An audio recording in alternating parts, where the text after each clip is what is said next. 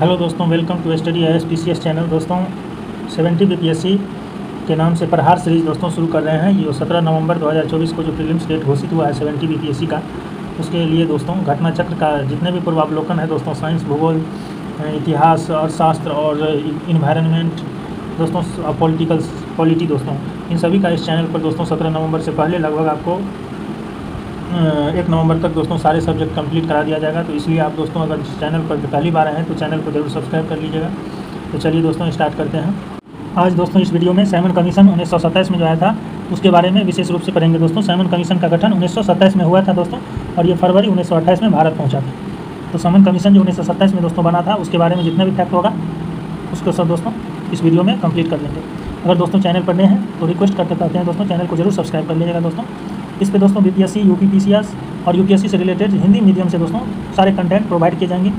Current affairs दोस्तों, specially अभी जो सीरीज स्टार्ट हो रहा है दोस्तों, चल रहा है, ये वीडियो बनाने का मकसद है दोस्तों 70 BPSC जो 17 नवंबर को घोषित है उसके लिए बना रहे हैं। तो इसलिए आप लोग अगर BPSC से हैं तो जरूर इस चैनल को सब्सक्राइब कर दीजिएगा, और UPPCS और BPSC के से रिलेटेड जो भी एग्जाम का आप तैयारी कर रहे हैं आप इस चैनल को सब्सक्राइब कर दीजिएगा। तो चलिए दोस्तों शुरू करते हैं। पहला नंबर क्वेश्चन, फैक्ट्स पहले नोट्स पढ़ लेते हैं थ्योरी, उसके बाद दोस्तों MCQ करेंगे। देखिए वर्ष 1919 के मॉन्टेग्यू चेम्सफोर्ड एक्ट में 10 वर्ष पर इसकी समीक्षा के लिए यानी हेतु एक संवैधानिक आयोग के गठन का प्रावधान था। 1919 का जो दोस्तों मॉन्टेग्यू चेम्सफोर्ड एक्ट था उसमें ये प्रावधान था कि 10 वर्ष पर इसकी समीक्षा करने के लिए एक संवैधानिक आयोग का गठन किया जाएगा। आयोग को यह देखना था कि यह अधिनियम व्यवहार में कहाँ तक सफल रहा है और तथा उत्तरदायी शासन की दिशा में कहाँ तक प्रगति करने की स्थिति में है। नवंबर 1927 में साइमन कमीशन अथवा भारतीय सांविधिक आयोग की नियुक्ति, साइमन कमीशन अथवा भारतीय सांविधिक आयोग की नियुक्ति तत्कालीन उस समय के दोस्तों कंजर्वेटिव जो थे पार्टी के ब्रिटिश प्रधानमंत्री स्टैनली बाल्डविन द्वारा कंजर्वेटिव ब्रिटिश प्रधानमंत्री स्टैनली बाल्डविन द्वारा की गई थी। जॉन साइमन की अध्यक्षता में गठित इस आयोग में कुल दोस्तों 7 सदस्य थे। कितना सदस्य? 7 सदस्य। और उस समय दोस्तों तत्कालीन प्रधानमंत्री कंजर्वेटिव पार्टी से थे स्टैनली बाल्डविन, ये भी याद रखिए, क्योंकि इसमें सभी सदस्य 7 अंग्रेज थे तथा कोई भी भारतीय इसका सदस्य नहीं था दोस्तों, नहीं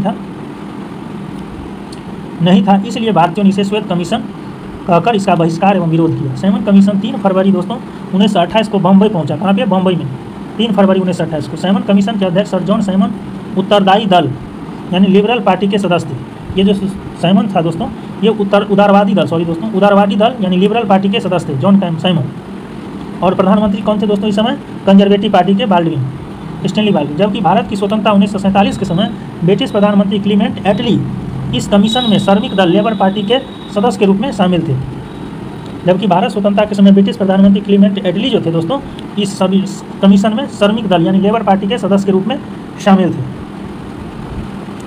क्लीमेंट एटली जो दोस्तों 1947 में भारत ब्रिटिश प्रधानमंत्री बने थे, क्लीमेंट एटली, वो दोस्तों साइमन कमीशन में श्रमिक दल से सदस्य के रूप में शामिल हुए थे। भारतीय राष्ट्रीय कांग्रेस ने दिसंबर 1927 में मद्रास में हुई अपने अधिवेशन में साइमन कमीशन का विरोध करने का निर्णय लिया। कब दोस्तों? 1927 दिसंबर 1927 को मद्रास में दोस्तों इसका ये साइमन कमीशन का विरोध करने का निर्णय लिया दोस्तों। तो ये भी पूछ सकता है कांग्रेस के किस अधिवेशन में? मद्रास अधिवेशन में दिसंबर 1927 में। 3 फरवरी 1928 को साइमन कमीशन बम्बई पहुंचा और उस दिन दोस्तों देशव्यापी हड़ताल का आयोजन हुआ। कमीशन जहां गया वहां पूर्ण हड़ताल रखी गई और साइमन कमीशन वापस जाओ के नारे के साथ जुलूस निकाले गए। लाहौर में साइमन कमीशन विरोधी जुलूस का नेतृत्व दोस्तों करते समय पुलिस की लाठी लाहौर में साइमन कमीशन विरोधी जुलूस का नेतृत्व करते समय पुलिस की लाठी चार्ज में दोस्तों लाहौर याद रखिएगा लाला लाजपत राय गंभीर रूप से घायल हुए। पुलिस द्वारा की गई इस बर्बरता पिटाई के कारण ही लाला लाजपत राय की मृत्यु हो गई। लाला लाजपत राय का दोस्तों जीवन काल 1865 से 1928 पंजाब के एक प्रमुख राजनीतिक नेता थे जिन्होंने ब्रिटिश राज के विरुद्ध स्वतंत्रता आंदोलन का नेतृत्व किया था। उन्हें दोस्तों पंजाब केसरी की उपाधि दी गई थी। साइमन कमीशन 1927 के प्रत्युत्तर में नेहरू रिपोर्ट 1928 तैयार की गई थी जिसमें भारत के नए डोमिनियन संविधान का खाका था। इसे तैयार करने वाली सर्वदलीय समिति के अध्यक्ष मोतीलाल नेहरू थे। जवाहरलाल नेहरू इसके सचिव थे। मोतीलाल नेहरू अध्यक्ष दोस्तों और इसका पुत्र था जवाहरलाल नेहरू जो इसके सचिव थे। 2 मुस्लिमों सहित 9 लोग इस समिति के सदस्य थे। उसमें दोस्तों 2 मुस्लिम थे। नेहरू रिपोर्ट 1928 में भारत के लिए पूर्ण स्वतंत्रता के स्थान पर डोमिनियन स्टेटस यानी अधिराज्य का दर्जा की बात कही गई थी। पूर्ण स्वतंत्रता की जगह दोस्तों नेहरू रिपोर्ट में था डोमिनियन स्टेटस की बात। और इसमें सांप्रदायिक आधार पर पृथक निर्वाचक मंडलों के स्थान पर अल्पसंख्यकों के लिए आरक्षित स्थानों के लिए संयुक्त निर्वाचन क्षेत्रों का प्रस्ताव था। साथ ही इसके तहत प्रस्तावित संविधान में भारतीयों के लिए भाषण देने, समाचार पत्र निकालने, सभा करने, संगठन बनाने आदि की स्वतंत्रता के अधिकार सहित मौलिक अधिकार का भी प्रावधान किया गया था। यानी दोस्तों नेहरू रिपोर्ट में जो है मौलिक अधिकारों का भी प्रावधान किया गया था। वर्ष 1928 में इंडिपेंडेंस फॉर इंडिया लीग का गठन जवाहरलाल नेहरू ने किया था। जवाहरलाल नेहरू और सुभाष चंद्र बोस ने मिलकर किया था। तो ये याद रखिएगा दोस्तों, 1928 में इंडिपेंडेंस फॉर इंडिया लीग का गठन जवाहरलाल नेहरू, सुभाष चंद्र बोस ने मिलकर किया था। और इस लीग का उद्देश्य था दोस्तों, इंडिपेंडेंस फॉर इंडिया लीग का डोमिनियन स्टेटस से आगे पूर्ण स्वतंत्रता की मांग को मुखर करना था। ये इंडिपेंडेंस फॉर इंडिया लीग के उद्देश्य था दोस्तों, डोमिनियन स्टेटस से आगे पूर्ण स्वतंत्रता की मांग। अब दोस्तों आइए MCQ करते हैं। पहला क्वेश्चन देखिएगा दोस्तों MCQ में, सैमन कमीशन भारत किस वर्ष आया? 3 फरवरी 1928 को। उसके बाद है दोस्तों नेक्स्ट चाहिए दूसरा नंबर क्वेश्चन देखिएगा दोस्तों, सैमन कमीशन के आने के विरुद्ध भारतीय जन आंदोलन क्यों हुआ? तो सैमन कमीशन में कोई भी भारतीय सदस्य नहीं थे, इसलिए दोस्तों इसका विरोध हुआ। उसके बाद दोस्तों सैमन आयोग नियुक्त किया गया था 1927 में दोस्तों, नियुक्त किया गया था सैमन कमीशन। और 1947 के समय दोस्तों याद रखिएगा, 1947 के समय जो है ब्रिटेन में 3 पार्टी थी, एक लिबरल दोस्तों उदारवादी, एक कंजर्वेटिव और एक लेबर पार्टी, एक था लेबर पार्टी, श्रमिक दल दोस्तों। और नेक्स्ट देखिएगा 4 नंबर है क्वेश्चन कि 1928 में सैमन कमीशन भारत में किस उद्देश्य से आया था? तो ये दोस्तों प्रशासनिक सुधार पर विचार करने के लिए 1928 में सैमन कमीशन भारत आया था। 5 नंबर फैक्ट, भारतीयों ने सैमन कमीशन का बहिष्कार किया था क्योंकि इसमें कोई सदस्य भारतीय नहीं था। उसके बाद 6 नंबर क्वेश्चन देखिएगा दोस्तों, सैमन कमीशन का कौन एक सदस्य उदारवादी दल का था? उदारवादी दोस्तों यानी लिबरल पार्टी से था। तो सर जॉन सैमन जो था दोस्तों, ये सैमन कमीशन के अध्यक्ष थे। ये दोस्तों उदारवादी लिबरल पार्टी से संबंधित थे।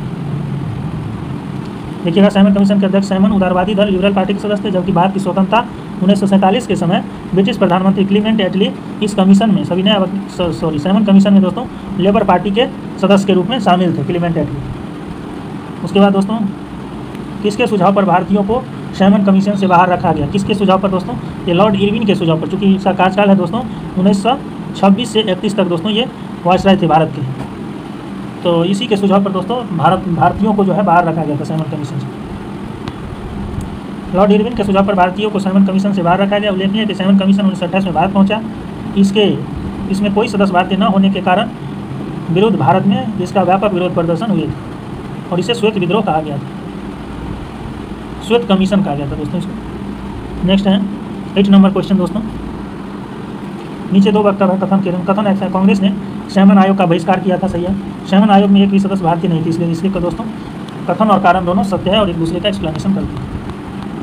उसके बाद है दोस्तों 9 नंबर क्वेश्चन देखिएगा दोस्तों, निम्नलिखित कथनों में से कौन सैमन कमीशन के संबंध में सही है? उसकी नियुक्ति 1919 एक्ट के क्रियान्वयन की पूछताछ के लिए की गई थी, सही है दोस्तों, या जांच के लिए। उसके अध्यक्ष सर जॉन सैमन, तो सही है। उसने संघीय प्रकार की सरकार के लिए संतुष्टि की थी, संतुष्टि की थी दोस्तों, यानी ये 1935 का अधिनियम जो बना था दोस्तों, ये सैमन कमीशन की रिपोर्ट पर ही बना था, तो ये भी सही है। इसलिए कहा जाता है कि वे संघीय प्रकार की सरकार के लिए संतुष्टि की थी। और चूँकि इसी सैमन कमीशन की रिपोर्ट पर ही दोस्तों 1935 का अधिनियम बना था। भारतीय नेताओं ने इसका विरोध किया, ये भी सही है, यानी चारों ऑप्शन सही है दोस्तों। इसका उपर्युक्त में से सभी सही हो जाएगा। नेक्स्ट क्वेश्चन आइए दोस्तों, 10 नंबर क्वेश्चन देखिएगा, सैमन कमीशन की सिफारिश के संदर्भ में कौन से ये कथन सही है? सिफारिश के संदर्भ में इसने प्रांतों में द्वैत शासन को उत्तरदायी सरकार द्वारा प्रतिस्थापित करने की संस्तुति की। इसने प्रांतों में दोस्तों द्वैत शासन को उत्तरदायी सरकार का द्वारा प्रतिस्थापित करने की संतुष्टि की थी। करेक्ट ऑप्शन ये।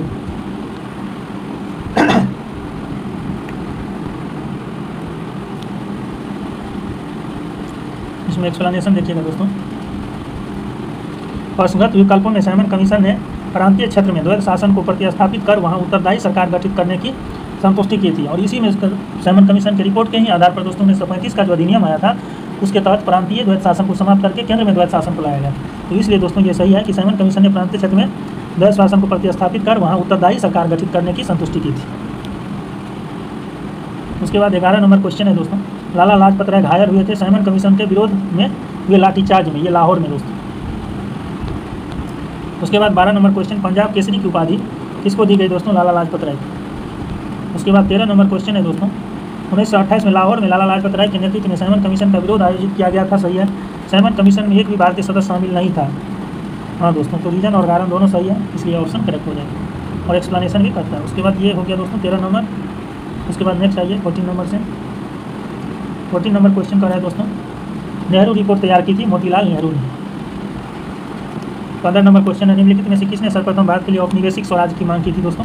औपनिवेशिक स्वराज डोमिनियन का दोस्तों, इसका करेक्ट ऑप्शन होगा सबसे पहले सर तेज बहादुर सप्रू और एम.आर. जयकर। दोस्तों इन्होंने तेज बहादुर सप्रू और जयकर ने सर्वप्रथम भारत के लिए औपनिवेशिक स्वराज की मांग की थी। याद रखिएगा, तेज बहादुर सप्रू और एम.आर. जयकर। इसका एक्सप्लेनेशन देख लीजिए दोस्तों। प्रश्नोत्तर विकल्पों में दिए गए व्यक्ति में से पंडित मोतीलाल नेहरू ने मार्च 1924 में सेंट्रल लेजिस्लेटिव असेंबली में भारत के लिए औपनिवेशिक स्वराज डोमिनियन स्टेटस के लिए संविधान निर्माण के लिए एक प्रतिनिधि कॉन्फ्रेंस बुलाने की मांग की थी। तथापि प्रश्न में उनके साथ गोविंद वल्लभ पंत का नाम दिया गया है, जो इससे संबंधित नहीं थे। गोविंद वल्लभ पंत देखिए दोस्तों, हाँ यहाँ जो है मोतीलाल नेहरू और ये गोविंद वल्लभ पंत नहीं है, तो इसलिए ये ऑप्शन दोस्तों कट गया, कैंसिल हो गया। उसके बाद है गोविंद वल्लभ पंत का नाम दिया गया, जो इससे संबंधित नहीं। इस प्रश्न का उत्तर विकल्प सी होगा, क्योंकि तेज बहादुर सप्रू और एम.आर. जयकर नेहरू रिपोर्ट तैयार करने वाली समिति में शामिल थे, जिसमें भारत के लिए औपनिवेशिक स्वराज की मांग रखी गई थी और जिसके अध्यक्ष दोस्तों ये नेहरू रिपोर्ट के अध्यक्ष किन थे? मोतीलाल नेहरू। उसमें दोस्तों तेज बहादुर सप्रू और एम.आर. जयकर दोस्तों नेहरू रिपोर्ट तैयार करने वाली समिति में शामिल थे, इसलिए ऑप्शन सी हो जाएगा। उसके बाद दोस्तों नेक्स्ट आ जाइए 16 नंबर क्वेश्चन है दोस्तों। 16 नंबर क्वेश्चन देखिएगा कि भारतीय स्वतंत्रता आंदोलन के काल के संदर्भ में नेहरू रिपोर्ट में निम्नलिखित में से किसकी अनुशंसा की गई थी? तो इसको दोस्तों याद रखते हैं। क्या कर रहा है कि भारतीय स्वतंत्रता आंदोलन के काल के संदर्भ में नेहरू रिपोर्ट में निम्नलिखित में से किसकी अनुशंसा की गई थी? भारतीय स्वतंत्रता आंदोलन के काल के संदर्भ में नेहरू रिपोर्ट में निम्नलिखित में से किसकी अनुशंसा की गई थी? तो भारत के लिए पूर्ण स्वतंत्रता गलत, अल्पसंख्यकों के लिए आरक्षित स्थान के आधार पर आरक्षित स्थानों के लिए संयुक्त निर्वाचन क्षेत्र, ये सही है दोस्तों, नेहरू रिपोर्ट में था। संविधान में भारतीयों के लिए मौलिक अधिकार का प्रावधान, ये भी दोस्तों सही है। तो 2 और 3 ऑप्शन सही है, इसलिए दोस्तों बी ऑप्शन इसका करेक्ट हो जाएगा। IAS 2011 में क्वेश्चन पूछा हुआ। उसके बाद है दोस्तों नेक्स्ट 17 नंबर क्वेश्चन देखिएगा, निम्नलिखित में से कौन वर्ष 1928 में इंडिपेंडेंस फॉर इंडिया लीग के गठन से संबंधित थे? इंडिपेंडेंस फॉर इंडिया लीग के गठन दोस्तों जवाहरलाल नेहरू और सुभाष चंद्र बोस दोनों ने मिलकर किया था, यानी 1 और 2 दोस्तों सही है। उसके बाद दोस्तों 18 नंबर क्वेश्चन, रिक्त स्थान की पूर्ति करें। नेहरू डैश की अध्यक्षता में, यानी नेहरू रिपोर्ट जो है दोस्तों मोतीलाल नेहरू की अध्यक्षता में एक कमेटी द्वारा तैयार किया गया था और इसका विषय था डैश। तो मोतीलाल नेहरू की अध्यक्षता में दोस्तों, और भारत में संवैधानिक व्यवस्थाएं इसका विषय था। उसके बाद दोस्तों ये हो गया आपको 18। फिर 19 नंबर दोस्तों, 19 नंबर क्वेश्चन देखिएगा, मुस्लिम लीग के निम्नलिखित में से किस अधिवेशन में मोहम्मद अली जिन्ना ने अपना 14 सूत्रीय प्रस्ताव रखा था? मुस्लिम लीग के किस अधिवेशन में दोस्तों मोहम्मद अली जिन्ना ने 14 सूत्रीय प्रस्ताव रखा था? 1929 ईस्वी के मुस्लिम लीग अधिवेशन। ये दोस्तों एक्स्ट्रा फैक्ट है। 28 मार्च 1929 को दिल्ली में मुस्लिम लीग का अधिवेशन हुआ, जिसमें मोहम्मद अली जिन्ना नेहरू रिपोर्ट 1928 के विरोध स्वरूप 14 सूत्रीय प्रस्ताव रखा था। नेहरू रिपोर्ट में संयुक्त रूप से चुनाव लड़ने की बात कही गई थी, जबकि इसमें चुनाव क्षेत्र की मांग की गई थी।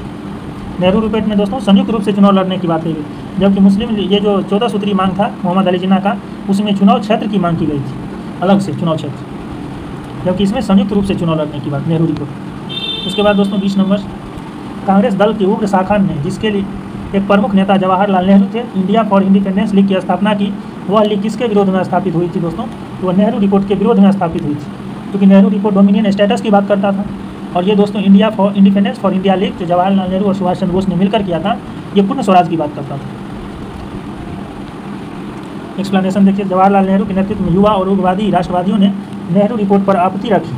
ये पूर्ण स्वराज को तत्कालिक लक्ष्य के रूप में रखने की मांग कर रहे थे जवाहरलाल नेहरू। फलतः जवाहरलाल नेहरू और सुभाष चंद्र बोस ने इंडिपेंडेंस फॉर इंडिया लीग के रूप में कांग्रेस के भीतर एक प्रेशर ग्रुप्स दबाव समूह का निर्माण किया। इसी के साथ दोस्तों खत्म करते हैं इस सेशन को। ओके दोस्तों, थैंक यू।